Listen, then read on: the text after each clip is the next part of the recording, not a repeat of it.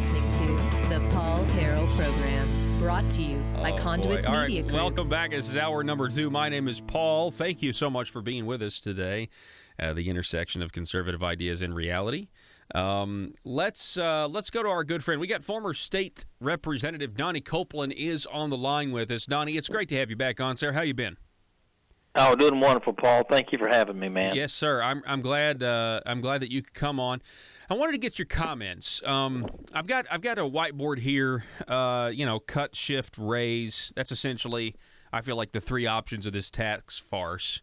It met yesterday for the first time. I don't think they're going to cut government. They might shift things around, but I definitely think they really want to raise their taxes. And all of the headlines, or all the substance, when you actually read between the lines about what these people are saying now, the Jim Hendrens of the world, the Jeremy Gillums, it really just screams that they now, are really trying to, recharacterize some of the promises they made at the beginning of the session, which is kind of par for the course. And I'm going to let you talk here in a minute, Donnie. But I want to. No, that's fine. I want to let you listen. This is Jeremy Gillum.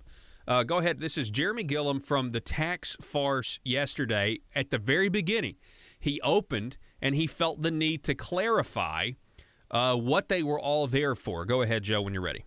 It's going to be, I think, a very robust debate that will take place over the next year and a half as to our tax policy here in Arkansas. And I know a lot has been kind of written about the mandate, so to speak, and it seems to always be mentioned that it's about which tax cuts are going to be put forth in the next General Assembly. And I think you are all familiar with the fact that that is not necessarily the overriding mandate of this task force. It is to look at reform and relief and making Arkansas competitive. All right, stop. All right, so, Donnie, you heard him say that there, and it's not a great piece of audio, but he says all of the news media is about what tax cuts that we're going to be delivered to the General Assembly next go-around. He says, I think everybody here knows that that's not necessarily the mandate for tax cuts. You served under Jeremy Gillum. What are your thoughts about all that? Yeah, Jeremy's getting his marching orders from the governor. Make no mistake about it. I've seen it on numerous occasions that, at the end of the day, Jeremy's going to do what the governor asks, what he wants. That's bottom line. Here's a question I think the listeners need to ask themselves. What listener, what person in their right mind would say, okay, I'm getting ready to make some changes in my life. Maybe I'm retiring. Maybe I'm changing careers. And you know what? I think I'll just focus solely on what my income is. I'm not even going to focus on, do I need to downsize my house, downsize my car note, pay off my car. The outgo is never considered only the income side, and that's what we have in state government. They only talk about the government side, and here's why. They can shift and move. What were your 3 characterizations there again? Shift. Cut, shift, raise. Yeah, cut, shift, and raise. And all 3 of those, I mean, we saw it. We see it in Kansas. We've seen it in another state comes to mind. It slips my mind right now. I think Louisiana is another one. And then we see it with Bush when he was in the White House. When you cut taxes to appease your base so you can get elected next time, and you don't cut the size of government, you create more problems, not less problems. Mm-hmm. And so, the hardest thing is not to cut taxes. The hardest thing is to cut the size of government. And here's why. You don't have anybody, the people that would be lobbying for you to cut taxes, they're all at work, and so are not cut taxes. So if you don't cut them, they're not going to be, calling your number by far and large. But if you start trying to cut government, there's people paid to make sure you don't cut their piece of the pie. Yeah. They're called lobbyists. Mm-hmm. And so therein lies the problem. And they can, and you're right, I know it's kind of tongue-in-cheek, but this is a farce. It is a farce because they're going to meet for however long. They're going to get paid all this per diem to meet. At the end of the day, you could cut 5% of the employees of the state of Arkansas a year, and in 4 years cut 20% of the workforce and not fire one person because we have that much turnover a year. But they will not do it because of all the tentacles of lobbyists and special interests in state government. You're exactly right. We're talking with former state representative Donnie Copeland. You mentioned the lobbyists, and I it comes to mind our friend, mutual friend Josh Waters from Political Strategies. He was on the program yesterday, but a few interviews back, when we got his impression of the session, it was his first time really in-depth down at the Marble Palace every day covering the session. He's in committee rooms. He's speaking on behalf of Conduit for Action and, economic freedom filter. Does it grow government? Does it spend money we don't have? Does it increase dependency on government? That's the defense of whether or not a piece of legislation is good or not. And Josh's impression was, yeah, there are special interests. Yeah, there are lobbyists. But people don't realize that one of the biggest lobbying arms down there is government itself. Are these lobbyists that are actually from the bureaucracies that are taxpayer funded, and they're trying to protect their existence. That actually probably is the biggest lobbying arm. That is a great point. It is not the major corporations. The major corporations, the hospitals, is it Centene, whatever, of the world, the healthcare organizations, the nursing homes, in specific areas, he's right, they will come into play. But on the overall, it is government itself. It's education department. Look behind the Capitol. You got building after building. I mean, car after car there. Layers and layers of bureaucracy. That thing is like, it's like a medium-sized corporation. I'm talking about the education department, state education department. In and of itself is like some, mini Google campus back there. Well, guess what? They've got all kind of lobbyists up there making sure they don't get any of their pie cut. They're the ones that beat back the school choice because, man, they can't.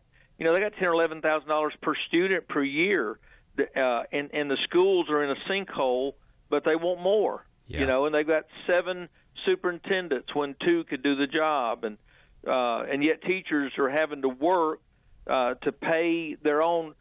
A lot of them are working, their entire check goes to pay their insurance, while a lot of these districts have 7, 8, 10 superintendents. It's ridiculous. Yeah, you are exactly right. And then, of course, you got the keeping up the Jones scenario where we got to have this new indoor football facility or this new and at some point it's hey, are we there to teach the kids? I'm all for organized sports, don't get me wrong, but I mean, come on, reading, writing, arithmetic. I mean, that's your main goal. And I've talked to some legislators that get it. They will admit in public that we have gone off course, especially constitutionally, from what the government's responsibility actually is in the Arkansas Constitution when it's concerning education. But this all just comes back to the role of government, and it takes a lot of money. It takes a lot of money to run that government. So back to the task force or the tax farce, as I'm calling it. They now are in a position, and this is just a theory. It's a working theory that I have, Donnie. But you had Bart Hester, who's on the task force, but he had legislation that he was going to run at the beginning that actually, was about cutting taxes. I believe Charlie Collins in the House had some too. They were both working on it together. But on day number 2, the governor had the joint session. He said, nope, we're not going to do it. You're going to pass my tax cut plan, which is for people who make $21,000 or less, which is fine, but I mean, come on, they don't really pay any taxes anyway. They make $21,000 or less. What about the job creators? What about the small businesses? Those were left out, and instead, Asa had the tax farce idea. Hey, this is what we're going to do. Now, in the meantime, they sold the conservatives once again. They even got some middle of the road people that actually believe in good fiscal policy to back off and say, all right, we'll study it in a tax farce. In the meantime, the governor's had to cut the budget $70 million from this year because we don't have the money because he's overspent. He's had to cut the budget for next year $43 million because we don't have the money because we've overspent. And now I'm wondering, is that the reason why Jeremy Gillum, if what you say is true, he got his marching orders from the governor, he's starting the very first tax farce meeting, and he has to say, don't believe the media reports. This is not about a mandate to cut taxes, and then changes a very specific phrase, tax cut, and changes it to reform and relief. Now, I'm all about relief, but relief might mean the government needs relief. I mean, they could change that any way they want. What are your thoughts? Well, you make a great point, and here's why. When you look at, and I sat in a presentation, you mentioned Josh Waters. He put on a phenomenal presentation the other night. And when you look at the amount of overspending, $163 million before the $40 million was cut out, so $123 million effectively. And of that $123 million, 95% of that was going to DHS. Why? To go to the Medicaid Trust Fund. Why? Because we gave free insurance to healthy, non-working young adults who didn't work. I know that's redundant, but they don't work, and so we gave them free health insurance, and now we're having to pay the piper. But he can't. The governor can't show his hand. He can't admit that. So he has to start moving all this stuff around, i.e. the military tax cut, then he loads in the soda tax and the candy tax, and then it goes on and on, the tire tax. Yeah. Digital downloads. Now we're having a tax farce, and I would contend, I think you're nailing it. This was originally set up for people to automatically assume this was to cut taxes. I don't think there'll be much cutting at all. I don't think they can cut. I think it's going to be shifting. I think it's going to be raising. I think it's going to be fees. They're looking under every rock to find revenue for this disaster that they've created by insisting to give healthy young people free insurance. And it's coming home to roost, and they can't admit it. So what they got to do, they've got to. The farce is don't ever quit saying that. I know that can seem like it becomes trite. Well, it drives. But don't quit saying it because that's what it is. Hey, I think it drives some of the Republican Party and the leadership kind of nuts. They don't like for me to say it, but I'm going to continue to say it. It's what it is. The last the task force was a tax farce. I'm sorry. I see. I'm getting confused. The healthcare task force was a task farce, and this new task force on taxes is a tax farce. And I'm going to keep saying it because every time they whittle down a full republic, a legislative body, 135 down to 14, 15 people, so that they can become special legislators, and now you have fewer people to buy, fewer people to lobby, because we all know whatever the recommendation is, that's what is going to be passed into law. It makes it easier on the lobbyists. It makes it easier for the government bureaucrats to manipulate them with information that is quite honestly, Donnie, you were a state representative. Many times, 6 months down the road, you find out that bureaucrat A, B, or C actually lied to you from a committee, inside a committee, right? I mean, some of that time the information. I had them sit there beside me and bald-faced lie. Knew they were lying. They knew they were lying. I knew they were lying, and the committee chairman knew that we all knew they were lying. And it's like. But it doesn't matter. That's why I introduced a bill that it was a felony to lie in a committee. And my own committee members act like I had, I don't know, pulled a flag down off the flagpole or something and stomped on it. I mean, they were just aghast. They couldn't believe it. I was like, well, you got people lying, just make them tell the truth. But anywho. So. Yeah. I think that would have been a great idea. Why would they be scared of that unless they know that there would be less lying or people would be put at risk. State representative. But I'm going to tell you, Asa is good at what he does. Governor Hudson, he spent a lot of years in Washington. He knows how to appear to be conservative, and he's doing just the opposite. And it is a huge disservice to the people of this state. Former state representative Donnie Copeland. I appreciate you coming on the program, sir. We'll do it again soon. Thank you, Paul. Good to be here.